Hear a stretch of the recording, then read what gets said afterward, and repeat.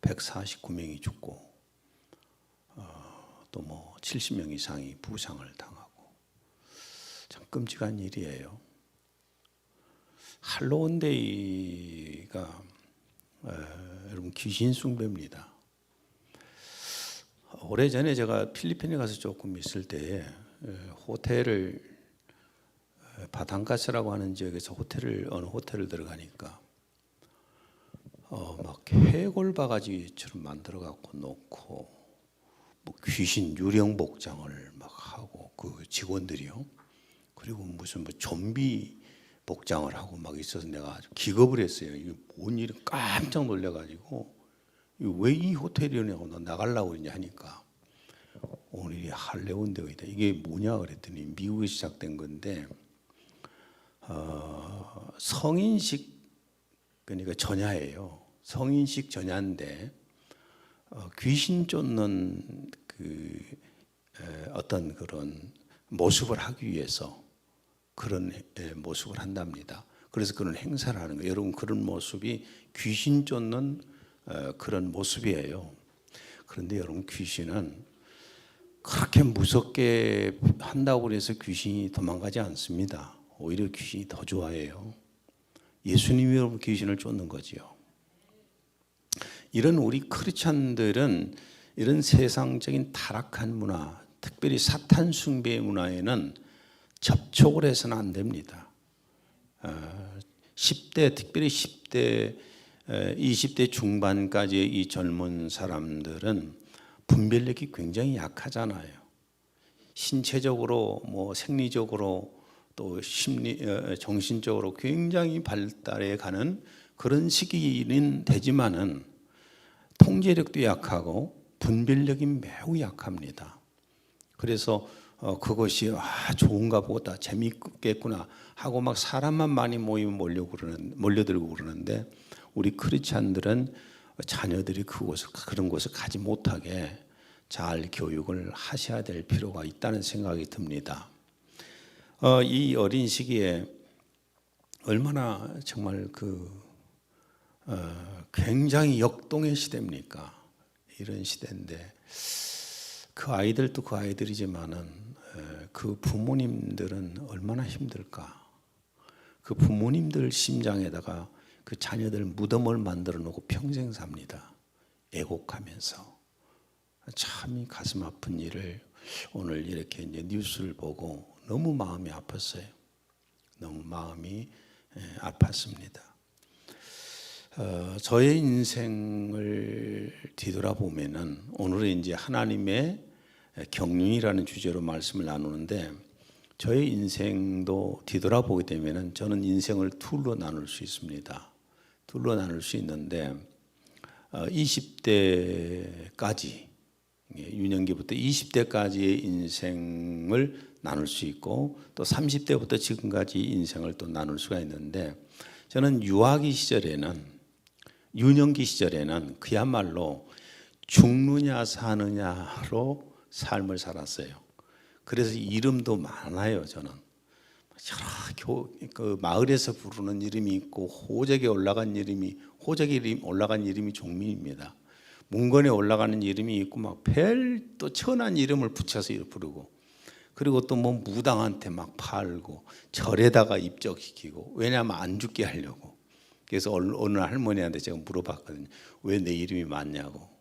그랬더니 저승사자가 와서 못 찾게 하려고 그런다는 거예요. 참 그렇게 유년기의 삶이 되었고 청소년 시기에도 정말 방황하는 시기였어요. 방황하는 시기에서 얼마나 방황을 많이 했던지 학교를 정말 많이 옮겨 다닐 정도로 그런 시절을 보냈고 또 청년 시기에도 그야말로 냉탕과 온탕을 왔다 갔다 했습니다.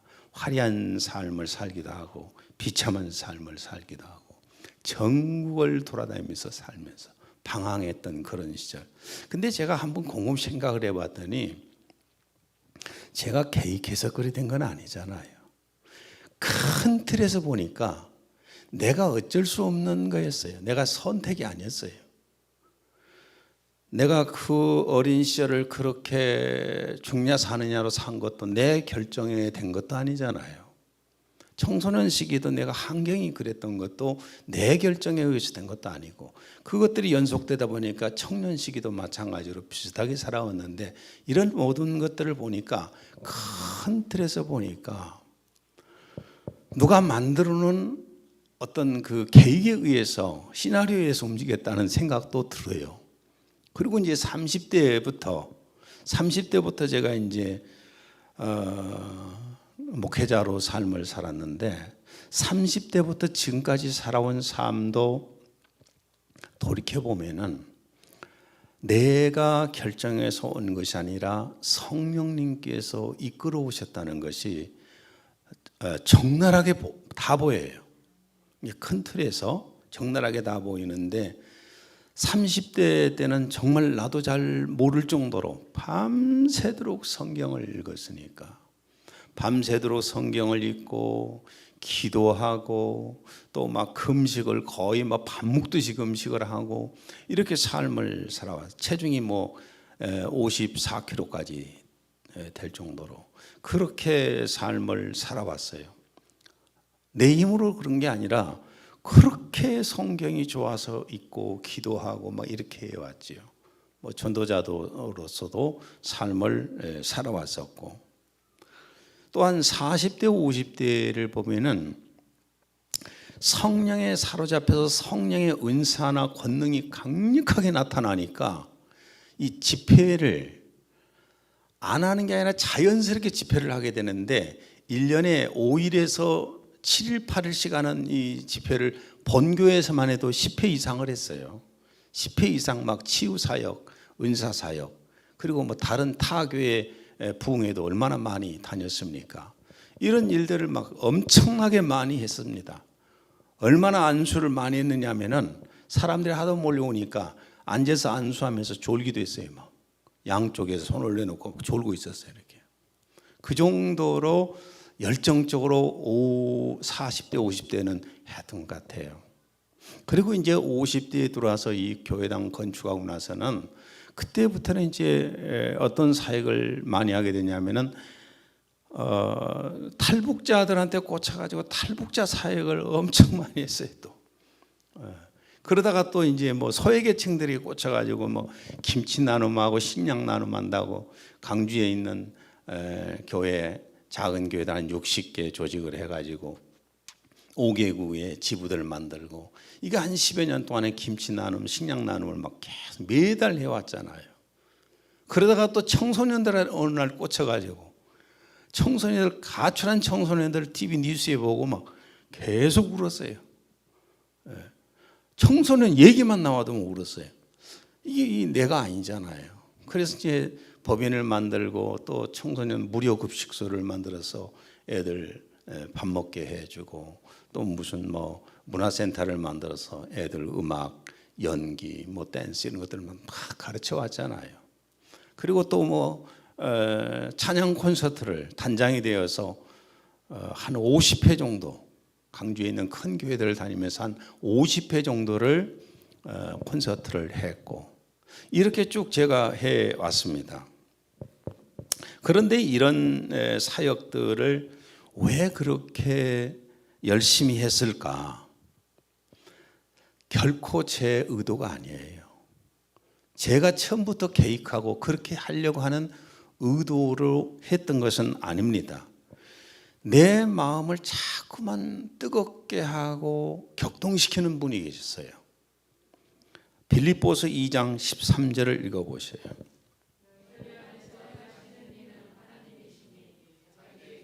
뜻을 위하여 너희에게 소원을 두고 행하게 하시나니, 너희 안에서 행하신 이는 하나님이시니, 성령 하나님이 안에 계시잖아요. 자기의 기쁘신 뜻을 위하여, 하나님의 기쁘신 뜻을 위하여 너희에게 소원을 두고, 우리 마음속에 소원이 되게 하는 거예요. 감동을 주셔서 그 일을 막 하고 싶은 마음이 생기게 하는 겁니다. 그래서 일하게 하신다는 거예요. 이게 제 인생을 그렇게 둘로 나눌 수 있다면 20대까지, 그다음에 30대부터 지금까지. 요즘 들어서는 제 그 목회를 해온 과정에서 볼 때 가장 쉬는 시간이에요. 가장 편하게 쉬는 시간이고 경제적인 여유도 있고 풍요도 있고 정말 그야말로 쉬는 시간들입니다. 물론 주변에 일을 막 여기저기 세부에서 해달라는 것들이 많이 있지만은 다 지금까지도 차단해 버리고 있잖아요. 다 차단하고 이제 오는데 이 역시 하나님께서 주시는 기회 같아요. 평안하게 쉬는 기회. 그러니까 우리 인생이라는 게 큰 틀에서 보면은 하나님의 계획 가운데서 하나님의 경륜 속에서 우리가 살아갈 수가 있는 것입니다. 세상의 인류 역사도 하나님께서 예정하신 경륜 속에서 이루어집니다. 전도서 3장 1절 범사에 기한이 있고 천하 만사가 다 때가 있나니 정한 때가 있다. 정한 때가 있다. 영어로는 시간이나 시즌을 말합니다. 때가 있다는 것은 누군가의 계획 속에서 이루어졌다는 의미예요. 누군가의 계획 속에서 이루어진다는 거잖아요. 때가 있다는 것은, 정한 때가 있다는 것은 누군가 이 세상의 모든 시간과 시즌을 계획하고 실행하시는 분이 누군가. 에베소 1장 9절 그의 기뻐하심을 따라 그리스도 안에서 때가 찬 경륜을 위하여 예정하신 것이니 그의 기뻐하심, 하나님의 기뻐하심을 따라 그리스도 안에서 때가 찬 경륜을 위하여 예정하신 것이니, 경륜이라는 것은 큰 포부를 가지고 어떤 일을 조직적으로 계획하는 걸 말합니다. 큰 어떤 계획을, 큰 목적을 가지고 계획을 세워서 그대로 실천해 가는 이것을 경륜이라고 합니다. 하나님께서 미리 세워 놓으셨던 계획대로 하신다는 말씀이에요. 에베소 1장 11절 모든 일을 그의 뜻의 결정대로 일하시는 이의 계획을 따라 모든 일을 그의 뜻의 결정대로 일하시는 이의 계획을 따라. 큰 틀에서 볼 때 하나님이 계획해 놓으신 그 계획대로 모든 것들이 진행해 간다는 겁니다. 하나님께서 무엇을 위해서 모든 시간과 시즌을 이렇게 이끌어가고 계실까? 뭘 위해서? 4절과 5절 곧 창세전에 그리스도 안에서 우리를 택하사 우리로 사랑 안에서 그 앞에 거룩하고 흠이 없게 하시려고 그 기쁘신 뜻대로 우리를 예정하사 예수 그리스도로 말미암아 자기의 아들들이 되게 하셨으니. 하나님께서 천지를 만드시고 그 안에 만물을 만드시고 사람을 만드신 것은 그리스도 안에서 사람들을 택하여서 하나님의 자녀를 삼아서 그 자녀들과 함께 영원히 살기 위해서 모든 것들을 만드셨다는 겁니다. 그래서 그 계획대로 모든 것을 해가시는 거예요. 11절 공동번역입니다. 모든 것을 뜻하신 대로 이루시는 하나님께서 당신의 계획을 따라 우리를 미리 정하시고 택하셔서 그리스도를 믿게 하셨습니다. 모든 것을 뜻하신 대로 이루시는 하나님께서 당신의 계획을 따라 우리를 미리 정하시고 택하셔서 그리스도를 믿게 하셨습니다. 오늘 여러분이 여기에 앉아 있는 거, 예수님 믿고 앉아 있는 것이 하나님께서 계획하신 거예요. 오늘 이 시간에 이 자리에 앉아 있는 것을 말씀드리는 것이 아니에요. 여러분이 구원받고 하나님을 섬기게 되는 것도 하나님의 계획하심 속에서 이루어졌다는 겁니다. 그 하나님께서 이렇게 계획하셔서 이루어 가시고 계시는 그 목적이 무엇인가? 6절 이는 그가 사랑하시는 자 안에서 우리에게 거저 주시는 바 그의 은혜의 영광을 찬송하게 하려는 것이라. 찬송을 받으시려는 겁니다. 그 은혜와 영광을 찬송을 받기를 원하세요. 자녀들을 낳아서 자녀들을 키우는 것은 그 자녀들과 함께하면서 부모가 효도를 받고 행복하고 싶잖아요. 그래서 하나님께서는 인간들을 만드시고 인간 가운데 택하시고 예수 그리스도 안에서 불러내셔서 이렇게 지금 구원받은 사람들을 만들어내시는 겁니다. 계시록 21장 3절에 4절 내가 들으니 보좌에서 큰 음성이 나서 이르되 보라 하나님의 장막이 사람들과 함께 있음에 하나님이 그들과 함께 계시리니 그들은 하나님의 백성이 되고 하나님은 친히 그들과 함께 계셔서 모든 눈물을 그 눈에서 닦아주시니 다시는 사망이 없고 애통하는 것이나 곡하는 것이나 아픈 것이 다시 있지 아니하리니 처음 것들이 다 지나갔음이러라. 예, 아버지께서 우리를 구원하셔서 아버지의 집에서 영생 복락 속에서 영원토록 살기 위해서 우리를 택하셨다는 겁니다. 그리고 우리를 구원하셨다는 겁니다. 이 목적을 위해서 하나님께서는 모든 것들을 계획하시고 이끌고 가시고 계셔요. 물론 타락에서 썩어 들어가는 것들이 많이 있고 또 이번에 이태원에서 나는 이런 참사 같은 사건도 있지만은 그러나 큰 틀에서는 하나님께서 그 속에서도 당신의 백성들을 건져내시고 양육하셔서 천국으로 불러가셔서 아버지의 나라에서 살게 하신다는 겁니다. 이것이 하나님의 목적이에요. 이런 하나님의 심오한 뜻인 비밀을 우리 성도들은 알아야 됩니다. 너무 사람들이 맹신자가 되어가지고 무조건 믿습니다만 하고 교회를 다닙니다. 뭔지를 모릅니다. 그렇게 신앙생활을 하게 되면은 맹신자 아닙니까? 이단들이 유혹하면 이단들에게 빠질 수 있는 것이고 세상 저런 타락한 문화들 속에도 가서 한 번 정도 체험해봐라 하고 보내기도 할 것이고 자녀들 성도들이 하나님의 뜻을 몰라서 그래요. 우리는 하나님의 뜻을 잘 알아야 됩니다. 에베소 1장 9절 그 뜻의 비밀을 우리에게 알리신 것이요 하나님의 그 뜻의 비밀을 우리가 알아야 돼요. 계획도 알아야 되고 17절 우리 주 예수 그리스도의 하나님 영광의 아버지께서 지혜와 계시의 영을 너희에게 주사 하나님을 알게 하시고 그래서 우리는 늘 하나님 앞에 기도하면서 영적인 지혜를 달라고 기도해야 돼요. 하나님의 말씀을 깨닫고 하나님의 그 비밀들을 알 수 있고 하나님의 계획을 알 수 있도록 저에게 지혜를 주시고 계시의 영을 부어달라고 기도해야 됩니다. 저는 매번 기도할 때마다 이 기도를 빠지지 않습니다. 하나님 저에게 지혜 주세요. 세상 살아가는 지혜가 아니라 영적인 비밀을 아는 지혜를 달라고 합니다. 그리고 계시의 영을 달라고 합니다. 계시의 영을 받아야 하나님 말씀이 깨달아지지요. 그래서 이런 기도를 늘 우리가 해야 되는 겁니다. 그래야 하나님을 알아요. 하나님의 비밀을 알 수 있고 18절 너희 마음의 눈을 밝히사 그의 부르심의 소망이 무엇이며 성도 안에서 그 기업의 영광의 풍성함이 무엇이며 마음의 영적인 눈이 열리지 않으면 천국이 믿어지질 않는 거예요.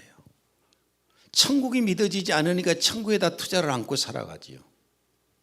마음의 눈이 열려야 천국이 보이는 것이고 영원한 세계에서 살아갈 것을 소망하게 되는 겁니다. 그래서 우리는 하나님 앞에 늘 기도해야 돼요.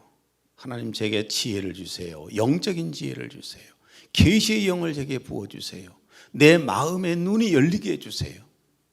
그래야 되는데 그러지 못하니까 이 세상 것만 추구하고 기도해도 주여 돈 좀 많이 벌게 해주세요. 출세하게 해주세요. 성공하게 해주세요. 내 자식 학력이 높아지게 해주세요. 맨 이 기도만 하고 있는 거예요. 이거는 저 절에 가서도 다 그렇게 기도해요. 저기 성황단에서 물 떠놓고 기도한 사람들 다 그 기도는 똑같이 해요. 우리하고 다를 것이 뭐 있습니까? 우리는 하나님에 대해서 좀 깊이 알 수 있고 영적인 세계에 대해서 알 수 있고 하나님의 말씀을 깊이 알 수 있고 일하기 위해서 하나님 앞에 영적인 지혜와 계시의 영을 달라고 기도하시고 마음의 눈이 열리게 해달라고 그런 기도를 해야 되는 겁니다. 이스라엘 민족의 절기들도 이스라엘에는 절기가 참 많이 있는데 그 절기들 속에서도 하나님의 경륜 속에서 행해졌습니다. 이스라엘의 모든 절기는 다 뭐 오늘 절기를 볼 수는 없겠지만은 그 절기들도요, 예수 그리스도의 사역을 알리는 표상들입니다. 그냥 명절이 아니라 우리나라 명절이야 뭐 좀 다르겠지만은 이스라엘의 명절은 전부가 예수 그리스도가 오셔서 하실 사역을 보여주는 거예요. 요한복음 5장 39절. 너희가 성경에서 영생을 얻는 줄 생각하고 성경을 연구하거니와 이 성경이 곧 내게 대하여 증언하는 것이니라. 구약 성경도 누구를 증거한 거라고요? 예수 그리스도를 증거하는 거예요. 첫째는 유대력으로 1월 15일, 우리는 음력이 있잖아요. 뭐 유대인들도 양력을 세지만은 또 그들의 유대력이 있습니다. 유대력 1월 15일은 6월절인데 6월절은 애굽에서 해방한 것을 기념하는 명절입니다. 그런데 6월절에는 양을 잡아서 문 임방과 좌우 설주에다가 그 피를 뿌려서 그날 밤에 죽음의 사자가 넘어가게 했습니다. 이스라엘 민족들에게는 애굽 민족들에게는 그날 밤에 장자들이 다 죽었잖아요. 그래서 이스라엘 백성들은 그 장자가 죽지 않게 하기 위해서 죽음의 사자가 넘어가게 하려고 양의 피를 뿌렸습니다. 출애굽기 12장 13절. 내가 피를 볼 때에 너희를 넘어가리니 재앙이 너희에게 내려 멸하지 아니하리라. 그런데 이 6월절 어린 양은 6월절에 잡아서 피를 뿌렸던 그 어린 양은 예수님이 십자가에서 죽으실 것을 표상합니다. 고린도전서 5장 7절. 우리의 유월절 양 곧 그리스도께서 희생되셨느니라. 예수 그리스도가 유월절 희생양이 되셨잖아요. 요한일서 4장 10절. 하나님이 우리를 사랑하사 우리 죄를 속하기 위하여 화목제물로 그 아들을 보내셨습니다. 예수 그리스도를 속죄 제물로 십자가에서 죽게 하셨는데 그게 유월절 양이에요. 우리를 죽음에서 살려내시기 위해서. 히브리서 9장 12절 14절. 염소와 송아지의 피로 하지 아니하고 오직 자기의 피로 영원한 속죄를 이루사 단번에 성소에 들어가셨느니라. 영원하신 성령으로 말미암아 흠없는 자기를 하나님께 드린 그리스도의 피가 어찌 너희 양심을 죽은 행실에서 깨끗하게 하고 살아계신 하나님을 섬기게 하지 못하겠느냐. 예수 그리스도의 보혈로 여러분의 영혼의 죄가 용서되었음을 믿습니까? 이게 유월절이 바로 예수 그리스도의 십자가에서의 속죄 제물이 되신 것을 표상하는 거예요. 그 다음에 또한 이 이스라엘에는 유월절로부터 50일째 되는 날, 그 날을 맥추절, 오순절이라고 합니다. 우리나라는 또 이상하게 성령 강림주의라고 맥추절하고 따로 이렇게 구분해서 하는데 원래 같은 날이에요. 같은 날입니다. 맥추절, 오순절이라고 그러는데 맥추절은 보리와 밀을 첫 것을 추수하여서 하나님 앞에 올리는 감사의 절기예요. 출애굽기 23장 16절. 맥추절을 지키라. 이는 내가 수고하여 밭에 뿌린 것의 첫 열매를 거둠이니라. 맥추절, 오순절은 예수 그리스도의 영이신 보혜사 성령님의 강림을 표상합니다. 맥추절에 보리와 밀을 수확하여서 하나님 앞에 바쳤듯이 오순절에 성령님께서 임하셔서 첫 번째 바친 사람이 120명입니다. 사도행전 2장 1절에서 4절. 오순절 날이 이미 이름에 그들이 다 같이 한 곳에 모였더니 호련히 하늘로부터 급하고 강한 바람 같은 소리가 있어 그들이 앉은 온 집에 가득하며 마치 불의 혀처럼 갈라지는 것들이 그들에게 보여 각 사람 위에 하나씩 임하여 있더니 그들이 다 성령의 충만함을 받고 성령이 말하게 하심을 따라 다른 언어들로 말하기를 시작하니라. 성령님이 임하셔서 120명이 성령을 받고 하나님 앞에 자녀들이 되지 않습니까? 이스라엘 백성들은 금송아지 우상 숭배를 하다가 율법을 받았습니다. 율법을 받고 나서 몇 명이 죽었는가? 출애굽기 32장 28절. 레위 자손이 모세의 말대로 행하매 이날 백성 중에 3,000명 가량이 죽임을 당하니라.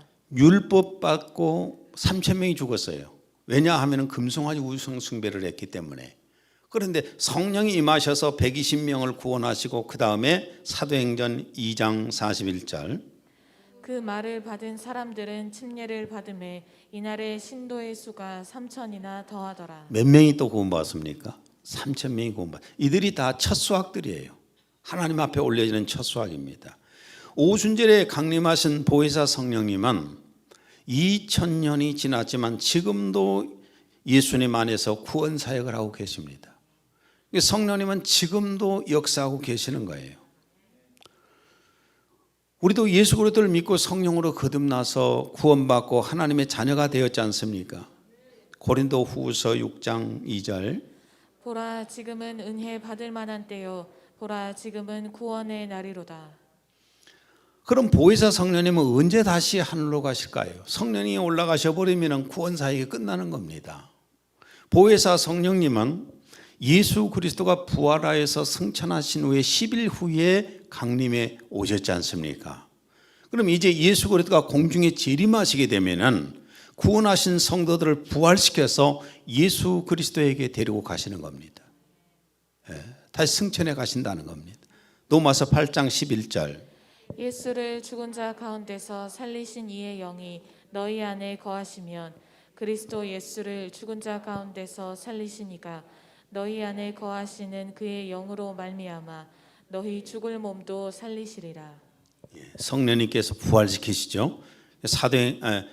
데살로니전서 4장 16에 17절 주께서 호령과 천사장의 소리와 하나님의 나팔 소리로 친히 하늘로부터 강림하시리니 그리스도 안에서 죽은 자들이 먼저 일어나고 그 후에 우리 살아남은 자들도 그들과 함께 구름 속으로 끌어올려 공중에서 주를 영접하게 하시리니 그리하여 우리가 항상 주와 함께 있으리라. 성령님께서 구원하신 성도들 교회를 부활시켜서 예수 그리스도에게로 데리고 가시는 들림 받아서 가게 된다고 말이죠. 그러게 나면 구원 사역이 끝나는 거예요. 그래서 우리는 지금 이때에 한 명이라도 예수님 앞에 데리고 와서 그들이 예수님 믿고 구원받게 해야 되는 겁니다. 그 다음에 세 번째 이스라엘에게는 유대력으로 7월 15일부터 장막절 즉 초막절이 시작이 되었습니다. 이 장막절을 수장절이라고도 그러는데 곡식을 추수해서 곡간에 채운다 해서 수장절이라고 이렇게 말하기도 합니다. 일종의 추수감사절이죠. 하나는 조상들의 그 광야에서 40년 그 광야 생활했던 것에 대한 기념으로 천막 생활을 광야 생활을 40일 동안을 하는 그런 기념으로 이제 이 절기도 보냈고요. 그리고 또 하나는 이제 한 해 수확을 다 추수해서 곡간에다가 이제 차곡차곡 다 쟁이는 거예요. 그래서 그걸 수장절이라고 표현했는데 이게 추수감사절로 이렇게 한 것이 바로 장막절입니다. 이것은 모든 구원 사역을 마치고 주님의 나라가 임할 것을 표징하는 겁니다. 계시록 21장 3절에서 4절 다시 한번 읽습니다. 내가 들으니 보좌에서 큰 음성이 나서 이르되 보라 하나님의 장막이 사람들과 함께 있음에 하나님이 그들과 함께 계시리니 그들은 하나님의 백성이 되고 하나님은 친히 그들과 함께 계셔서 모든 눈물을 그 눈에서 닦아주시니 다시는 사망이 없고 애통하는 것이나 곡하는 것이나 아픈 것이 다시 있지 아니하리니 처음 것들이 다 지나갔음이러라. 우리 성도들의 최종 목적지가 어디입니까? 새 예루살렘 아버지의 집입니다. 히브리서 11장 16절 그들이 이제는 더 나은 본향을 사모하니 곧 하늘에 있는 것이라.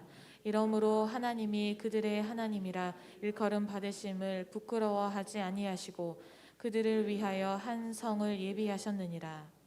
그러니까 이렇게 장막절은 수장절은 예수 그리스도의 나라가 임할 것을 표상해 주는 거예요. 그리고 이제 마지막으로 유대력 7월 1일 그러니까 장막절로부터 15일 이전입니다. 7월 1일 이 나팔절이 있었는데 이 나팔절에 대해서 우리가 좀 깊이 생각할 필요가 있습니다. 이 나팔절의 의미는 유대력으로 7월 1일이 유대인들에게는 설날입니다. 우리는 이제 음력으로 1월 1일이잖아요. 근데 여기는 7월 1일이 유대인들에게 설날이 한 해의 시작이에요. 그래서 노시 하샤나라고 이렇게 이제 그들은 말하는데 순양의 뿔을 가지고 이 양각 나팔을 가지고 새 첫날을 알렸어요.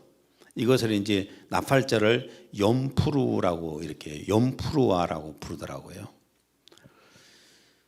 그리고 이제 하나는 10일 후인 7월 10일 날이 대속죄일입니다. 대속죄일이기 때문에 지성소 안에 들어가서 제사장이 들어가서 그 양의 피를 가지고 가서 속죄판 위에다가 뿌림으로 백성들의 죄를 용서받게 하는 날이 바로 속죄일이에요. 10일 후에 나팔절 다음에요. 그래서 이 나팔절에 나팔을 부는 의미가 뭐냐 하면은 하나는 이제 새해 시작이 된다는 것을 알리는 것이고, 또 하나는 속죄일이 다가오니까 죄를 용서받기 위해서 회개하라는 겁니다. 지금부터 회개해라. 그래서 나팔을 불었습니다. 여러분, 회개 없는 죄 용서는 없습니다. 회개 없는 죄 용서함이 없고 회개 없는 구원은 있을 수가 없는 겁니다.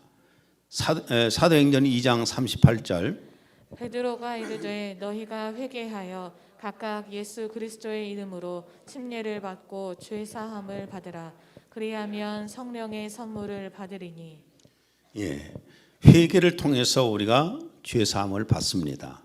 그럼 이 나팔절은 예수 그리스도의 어떤 사역을 표상할까? 어떤 사역을 표상할까? 나팔절에는 나팔을 총 100번을 불었습니다. 나팔을 100번을 불었는데 테키아라고 하는 첫 번째 부는 나팔은 33번을 불었어요. 이건 새해를 알리는 나팔이고 뭐 왕이 인간식 할 때에도 불었다고 합니다. 그리고 쇠바림이라고 하는 이 나팔을 또 33번을 불었는데 이건 회개해라 하는 소리로 불렀고요. 그 다음에 세 번째로는 테루아라고 이것도 33번을 불렀어요. 이거는 뭐냐면 영적 대각성을 하라는 겁니다. 왜? 왕을 맞이하기 위해서, 하나님을 맞이하기 위해서. 그리고 이제 네 번째로는 테키아 하가돌이라고 하는 이 나팔을 부르는데 이것은 웅장하고 길게 한 번을 불렀어요. 아까 99번 3번까지 불렀잖아요. 그리고 마지막 남은 나팔이 바로 이 테키아 하가돌인데 길게 한 번을 불렀는데 이것을 하나님의 음성, 하나님의 나팔이라고 유대인들도 부릅니다. 특별히 테키아 하가돌 마지막 나팔은 하나님의 음성으로 예수 그리스도의 재림을 알리는 나팔 소리를 말합니다. 성경에도 나팔 소리에 대해서 얘기하는데 마태복음 24장 31절 그가 큰 나팔 소리와 함께 천사들을 보내리니 그들이 그의 택하신 자들을 하늘 이 끝에서 저 끝까지 사방에서 모으리라. 예, 큰 나팔 소리가 예수님이 재림하실 때 나게 되면은 땅 끝에서 이 땅 끝에 저 땅 끝까지 사이에서 모든 사람들을 불러 모은다는 거죠. 부활시켜서 이제 모른다는 얘기죠. 고린도전서 15장 51절에서 52절 보라 내가 너희에게 비밀을 말하노니 우리가 다 잠잘 것이 아니요 마지막 나팔에 순식간에 호련히 다 변화되리니 나팔 소리가 나매 죽은 자들이 썩지 아니할 것으로 다시 살아나고 우리도 변화되리라. 마지막 나팔 소리 하나님의 음성이 들릴 때에 하나님의 자녀들이 부활되어서 하늘로 올라가는 겁니다. 데살로니가전서 4장 16, 17절 다시 한번 읽습니다. 주께서 호령과 천사장의 소리와 하나님의 나팔 소리로 친히 하늘로부터 강림하시리니 그리스도 안에서 죽은 자들이 먼저 일어나고 그 후에 우리 살아남은 자들도 그들과 함께 구름 속으로 끌어올려 공중에서 주를 영접하게 하시리니 그리하여 우리가 항상 주와 함께 있으리라. 이 마지막 나팔 소리가 언제 들릴지 모르죠. 언제 들릴지 모르는데 지금도 물론 전 세계적으로 하늘에서 이상한 나팔 소리가 많이 나고 있잖아요. 계속 나고 있는데 그 나팔 소리를 사람들은 막 과학적으로 그걸 해석을 해보려고 애를 씁니다. 근데 어떻게 그걸 과학적으로 해석이 됩니까? 근데 마지막 나팔 소리는 세계 모든 사람이 다 듣게 들려오는 것이 아니라 하나님의 자녀들, 깨어있는 자녀들만 듣게 될 것 같아요. 깨어있는 하나님의 자녀들이 그 영적인 나팔 소리를 듣게 되면 그 즉시 부활되어서 올라갈 것입니다. 우리는 그 나팔 소리를 기다려야 되는 거예요. 이 세상에서 여기가 좋사오니라고 우리가 살 수 있는 세상이 아니에요. 갈수록 험악해져 갑니다. 갈수록 여러분 모든 환경도 오염됩니다. 세월호 참사 일어날 때 또 지금 이태원 참사가 이번에 일어나니까 안타까워하는 그걸로 끝나는 것이 아니라 앞으로 이 전쟁이 일어나면 무시무시한 사건이 일어나요. 2차 대전하고는 비교가 안 됩니다. 전쟁이 일어나면. 지금은 핵전쟁이에요. 무시무시합니다. 이 세상에다가 미련둘러 가지 마세요. 우리는 영적인 주님의 마지막 나팔 소리가 들릴 때 부활되어서 내 아버지의 집에 갈 생각을 해야 되는 겁니다. 이렇게 역사의 모든 것이 그냥 우연히 막 흘러가는 것처럼 보이지만 우연히 흘러가는 것이 아니에요. 이것은 하나님이 정하신 경륜 속에서 이루어지는 겁니다. 이스라엘의 절기 속에서도 보였던 것처럼 이 세상 모든 것을 하나님이 정하신 때가 있어요. 그 때 안에서 모든 것이 이루어져 가는 겁니다. 아버지께서 예정하신 정확한 때가 되면 마리아의 몸에서 예수님이 잉태되어 출생하신 거예요. 갈라디아 4장 4절. 때가 참에 하나님이 그 아들을 보내사 여자에게서 나게 하시고. 때가 되매 주님이 태어나셨잖아요. 그리고 예수님이 십자가에서 속죄양이 되어 죽으신 거 당시에 유태인들이 그 데모를 해가지고 아무 때나 갔다가 십자가에 못 박아 죽였냐, 그게 아니라 하나님이 정확하게 정하신 6월절 날 속죄양이 되어서 죽으신 거예요. 이렇게 예수 그리스도의 재림도 정확한 하나님이 정하신 때에 이 세상에 예수님이 오시게 됩니다. 마태복음 24장 36절. 그 날과 그 때는 아무도 모르나니 하늘의 천사들도 아들도 모르고 오직 아버지만 아시느니라. 예수님이 재림에 오실 연도와 월과 일과 일시를 너무 잘 알면 좋겠는데 그렇게 되면 세상이 뭐가 되겠습니까? 엉망진창이 되어버리죠. 그래서 주님이 알려주지 않았지만 그러나 아버지께서 이미 정하신 때가 있어요.